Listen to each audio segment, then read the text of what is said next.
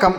சேகர்பாபுவின் பண்ணை வீட்டில் கோவில் நகைகள் உண்மைகள் தெரிந்த பிறகும் கூட அருண் IPS அதிகாரி நடவடிக்கை எடுக்கவில்லை. வெளியான தகவலால் பரபரப்பு. நண்பர்களே, இந்த வீடியோவிற்கு ஒரே ஒரு லைக் மற்றும் சப்ஸ்கிரைப் பண்ணிருங்க. அருண் IPS அதிகாரி லஞ்ச ஒழிப்புத்துறையின் இயக்குநராக நியமிக்கப்பட்ட 45வது நாளில் அவர் வேறு பதவிற்கு மாற்றப்பட்டுள்ளார். மேலும் இவர் ஏவா வேலு, சேகர்பாபு, முன்னாள் அமைச்சர் KN நேரு உள்ளிட்ட பல முக்கியமான மாஜி அமைச்சர்களிடம் விசாரணை நடப்பதை முன்கூட்டியே தெரிந்து அவர்கள் முன்ஜாமீன் பெறுவதற்கு வேலைப்பாடுகளை ஏவா வேலு அவர்களுக்கும் சேகர்பாபுவிற்கும் தற்பொழுது KN நேரு அவர்களுக்கும் விசுவாசமாக இருந்துள்ளார் என்ற உண்மையை கண்டறிந்தவுடன் முதல்வர் விஜய் அவர்கள் அருண் IPS அதிகாரியை போலீஸ் அகாடமி இயக்குநராக மாற்றியுள்ளார். இது ஏவா வேலு அவர்களுக்கும் திமுகவின் கோபாலபுர குடும்பத்திற்கும் பெரும் அதிர்ச்சியை ஏற்படுத்தியுள்ளது. அருண் IPS அதிகாரி தற்பொழுது போலீஸ் அகாடமி இயக்குநராக மாற்றப்பட்ட அடுத்த நொடியே சேகர்பாபு அவர்களது பண்ணை வீட்டில் ரகசிய இடங்களில் பதுக்கி வைக்கப்பட்ட கோவில் நகைகள் அனைத்தையும் ஆதாரங்களுடன் சோதனைகளை நடைபெற புதிய லஞ்ச ஒழிப்புத்துறை பெண் அதிகாரி இயக்குநராக நியமிக்கப்பட்ட அடுத்த நொடியே ஏற்பாடுகள் அனைத்தையும் விரைவாக மேற்கொள்ள அனுமதி வழங்கப்பட்டுள்ளது. சேகர்பாபு அவர்களது வீட்டில் கோவில் நகைகள், அதாவது திமுகவின் 5 ஆண்டுகள் ஆட்சியில் இந்து அறநிலைத்துறை அமைச்சராக சேகர்பாபு அவர்கள் நியமிக்கப்பட்டிருந்தார். அதில் கோவில் உண்டியல்கள், நிலங்கள் இவற்றை விட பழமையான கோவில் தங்க நகைகள் உருக்கி அதில் பல கோடி மோசடிகள் செய்யப்பட்டதாக சட்டப்பேரவையிலேயே முதல்வர் விஜய் அவர்கள் பேசியிருப்பார். அதற்கான ஆவணங்கள் சேகரித்து நீதிமன்றத்திடம் சமர்ப்பித்தால்தான் உரிய நடவடிக்கைகளையும் மேற்கொள்ள முடியும். தற்பொழுது விசாரணை அடுத்த கட்டத்திற்கு கொண்டு செல்லப்பட்டுள்ளது.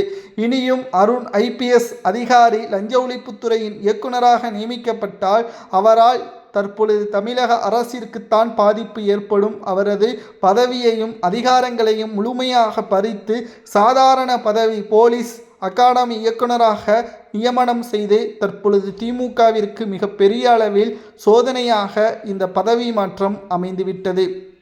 புதிய லஞ்ச ஒழிப்புத்துறை பெண் இயக்குனர் நியமிக்கப்பட்டிருப்பதால் தமிழக அரசியலில் இதுவரை அல்லாத ஒரு தொடர் லஞ்ச ஒழிப்புத்துறை அதிகாரிகளது சோதனை நடைபெறும். இதில் ஏவா வேலு மற்றும் KN நேரு இவர்களது வரிசையில் சேகர்பாபு அவர்களது பண்ணை வீடும் சிக்கியுள்ளது.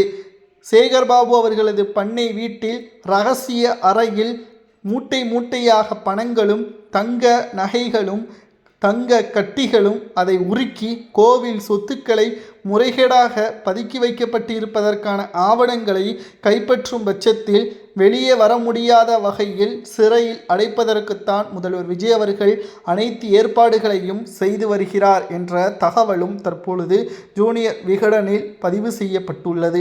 திராவிட முன்னேற்ற கழகத்தின் ஆட்சி 5 ஆண்டுகள் மக்களுக்கு பயனுள்ளதாக இருந்ததாக திமுக கூறலாம். ஆனால் உண்மையாக திமுகவின் ஆட்சியில் 100% பயனுள்ளதாக இருந்தது அமைச்சர்களும் MLAக்களும் இவர்களது ஒட்டுமொத்த விசுவாசிகளும் தான் என்பதையும் தற்பொழுது ஆதாரங்களுடன் நம்மால் பார்க்க முடிகிறது. மேலும் ஏவா வேலு அவர்களது வீட்டில் நடைபெற்ற சோதனையில் சுமார் 3,75,00,000 முறைகேடு செய்யப்பட்டுள்ளது. அதற்கான விளக்கத்தை யாராவது தெரிவித்தார்களா? திமுகவின் சார்பாக இதுவரைக்கும் யாரும் தெரிவிக்கவில்லை. மக்களின் வரிப்பணத்தை இவர்கள் தங்களது சொத்துக்களாக, தங்களது ஒட்டுமொத்தமான நிதிகளை பெருக்குவதற்காக மறைமுகமாக இவர்கள் செய்கின்ற தில்லாலங்கடி வேலை அனைத்திற்கும் முற்றுப்புள்ளி வைக்கும் விதமாகத்தான் ஆட்சி மாற்றமும் ஏற்பட்டுள்ளது. இப்பொழுது முதல்வர் விஜய் அவர்களை பல நடவடிக்கைகளை மேற்கொண்டுள்ளார். தாவேகாவின் ஆட்சியிலே யாராவது ஊழல் செய்தாலோ, ஊழல் செய்கின்ற அமைச்சர்கள் இருந்தாலோ பாரபட்சம் பார்க்காமல் அவர்கள் மீதே நடவடிக்கை எடுப்பேன் என்று கூறிய முதல்வர் விஜய் அவர்களை பலரும் பாராட்டுகிறார்கள்.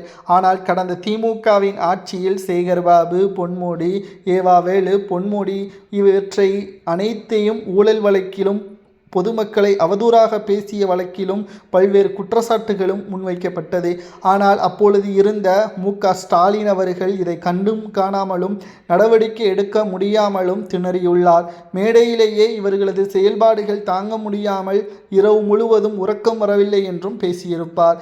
ஆனால் முழு அதிகாரம் மு.க.ஸ்டாலின் அவர்களிடம் இருந்தபோதிலும் கூட நடவடிக்கை எடுக்காத காரணத்தினால்தான் பொம்மை முதல்வராக, அதிகாரமற்ற முதல்வராக செயல்பட்டார் ஸ்டாலின் என்ற குற்றச்சாட்டுகளின் பொதுவெளியில் கொளத்தூரில் ஸ்டாலின் தோல்விற்கு அடித்தளமாக அமைந்ததாக சமூக வலைதளங்களில் சவுக்கு சங்கர் அவர்கள் குற்றம் சாட்டியுள்ளார். தமிழ்நாட்டில் இனி திமுக ஆட்சி அமைப்பது 100% வாய்ப்பே கிடையாது. எப்படி எம்ஜிஆர் அவர்கள் தொடர்ச்சியாக முதல்வராக இருந்தாரோ அதேபோல் முதல்வர் விஜய் அவர்களது செயல்பாடுகள் மக்கள் மத்தியில் வரவேற்புகளையும் பெற்றுள்ளது. அவர் அடுத்த 20 ஆண்டுகள் தொடர்ச்சியாக முதல்வராக இருப்பார். திமுக நிச்சயம் தமிழ்நாட்டில் மிகப்பெரிய அளவில் தோல்வியை தழுவும். நடைபெறக்கூடிய 7 சட்டமன்ற இடைத்தேர்தலில் 1 இடங்களை கூட திமுக கைப்பற்றாது. உள்ளாட்சி தேர்தலில் 16 மேயர்களையும் திமுக இழக்க நேரிடும். முழுமையாக தாவேகாவின் கட்டுப்பாட்டிற்குள் உள்ளாட்சி நிறுவனங்கள் அனைத்தையும் தாவேகா தனது கட்டுப்பாட்டிற்குள் கொண்டு வந்துவிட்டால் நிச்சயமாக திமுகவின் நிலைமை தலைகீழாக மாறும். பூத் கமிட்டிகளது எண்ணிக்கையும் குறையும். இது திமுக 75 ஆண்டுகள் ஆலமரம் முழுமையாக சரிந்துவிடும் என்ற தகவலும் கிடைக்கப்பெற்றுள்ளது. மேலும் ஏவாவேலு இவர்களது வீடுகளில் நடைபெற்ற சோதனைகளை தொடர்ந்து சேகர்பாபுவின் பண்ணை வீட்டிலும் நடைபெறக்கூடிய சோதனையில் நிச்சயம் கோவில் நகைகள் சிக்குமேயானால் அது மிக பெரிய அளவில் திமுகவிற்கு பாதிப்பை ஏற்படுத்தும். கோவில் நகைகளை தொட்டவன் யாரும் நிச்சயமாக நிம்மதியாக இருக்க முடியாது என்பதற்கேற்ப தற்பொழுது சேகர்பாபு அவர்கள் மீது நடவடிக்கை எடுக்கப்பட வேண்டும். ரெய்டு நடப்பதற்கு முன்பாகவே ஏவா வேலுவிற்கு தகவல் கசிந்துவிட்டது. அதுபோல சேகர்பாபுவிற்கும் போடப்பட்ட ரைடு ஸ்கெட்சும் கசிந்ததால் திட்டமிட்ட எதுவும் நடக்கவில்லை. ரைடு நடக்காததற்கு லஞ்ச ஒழிப்புத்துறையின் இயக்குனர் அருண் IPS தான் காரணம் என்ற காரணத்தினால் முதல்வர் விஜய் அவர்கள் உடனடியாக அருண் IPS அதிகாரியை போலீஸ் அகாடமியின் இயக்குனராக மாற்றி உத்தரவை பிறப்பித்துள்ளார். இதனால் திமுகவின் மாஜி அமைச்சர்கள் இனி தப்பிக்கவே முடியாது. முதல்வர் விஜய் அவர்களது செயல்பாடுகள் மக்கள் மத்தியில் வரவேற்பையும் பெற்றுள்ளது. அருண் IPS மீது நடவடிக்கை எடுத்தது முதல்வர் விஜய் அவர்கள் செய்தது சரியா என்பதை மக்களாகிய நீங்களே கமெண்ட் வாயிலாக கூறுங்கள்.